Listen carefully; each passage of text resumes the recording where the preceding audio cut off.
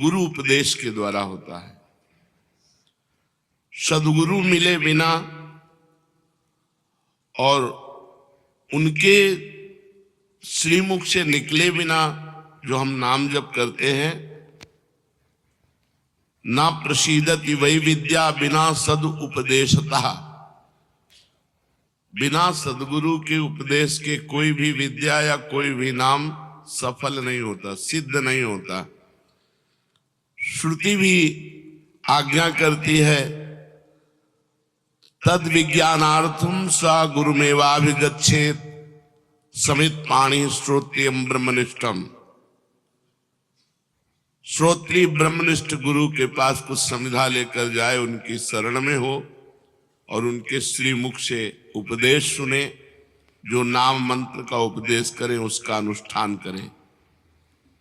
किंतु गुरु कैसा होना चाहिए, इस विषय में प्रायः चर्चा नहीं होती।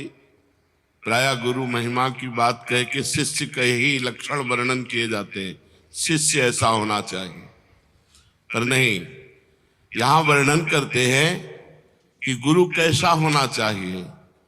बोले सिद्धम सत संप्रदाय स्थिरधीय मनघम श्रोत्रियम ब्रह्मनिष्ठम सत्वस्थम सत्यवाचम समय नियतया साधुवृत्तया समेतम दंभासुयादि मुक्तम जित विषय गणम दीर्घबंधुम दयालुम स्खालिते शासितारम समरहित परम देशिकम भूष्णुरीप से।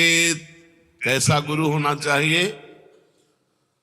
बोले ऐसे गुरु की खोज करके ऐसे गुरु के मुख से नाम और मंत्र सुनना चाहिए। कैसे गुरुदेव हो? जो सिद्धम सत संप्रदाय, किसी सिद्ध संप्रदाय से दीक्षित हो गुरुदेव, सिद्ध परंपरा में हो, आचार्य परंपरा में हो। पहले ये जाने कि हमारे गुरुदेव किस आचार्य परंपरा में, आचार्य परंपरा में है या नहीं। अगर नहीं तो हमारा शास्त्र आदेश नहीं करता, आदेश करता है आचार्य परंपरा से। सिद्धम सत संप्रदाय स्थिर धीय मनघम, जो निष्पाप महापुरुष किसी सिद्ध संप्रदाय से दीक्षित हो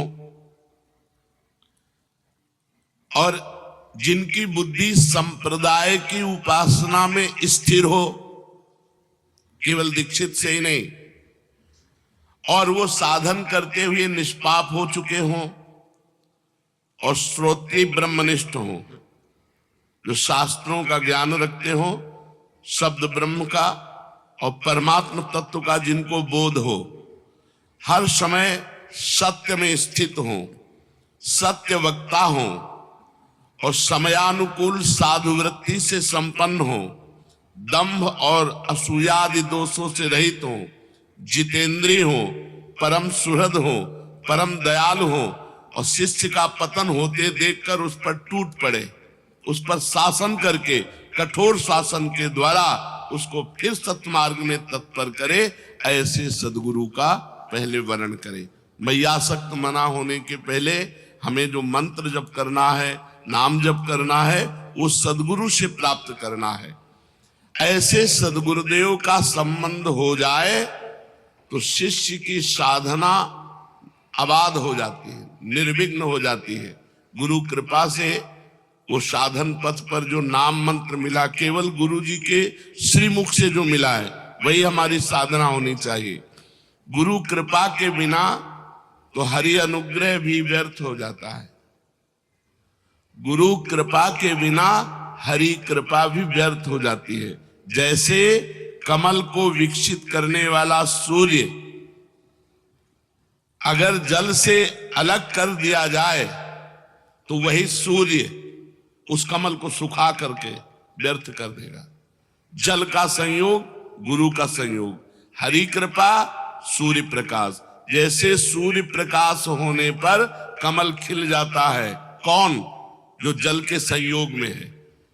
ऐसे ही हरि कृपा जो गुरु के सहयोग में है वो प्रतिपल उसको खिला देती है, सिद्ध बना देती है। अगर वही अभिमान करके गुरु से अलग हो जाए तो जैसे वही सूर्य कमल को खिलाता है लेकिन जल संबंध ना होने पर कमल को सुखा देता है, ऐसे हरि कृपा उसको सुखा डालेगी, विघ्न पर विघ्न उसके जीवन में आ जाएंगे।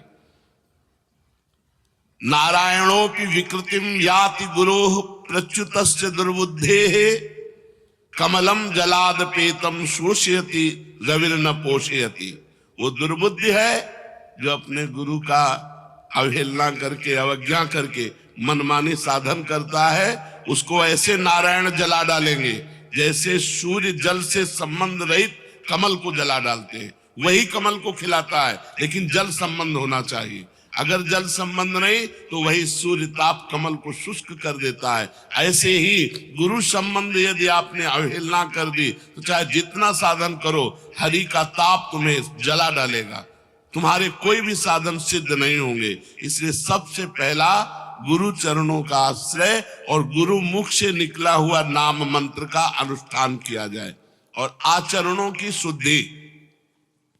ये 12 बातें हैं। यदि ये 12 बातें हैं तो आपका नाम मंत्र बहुत जल्दी सिद्ध हो जाएगा। पहला बात, गुरु के द्वारा मिला हुआ नाम मंत्र होना चाहिए। फिर ये 12 आचरण होने चाहिए।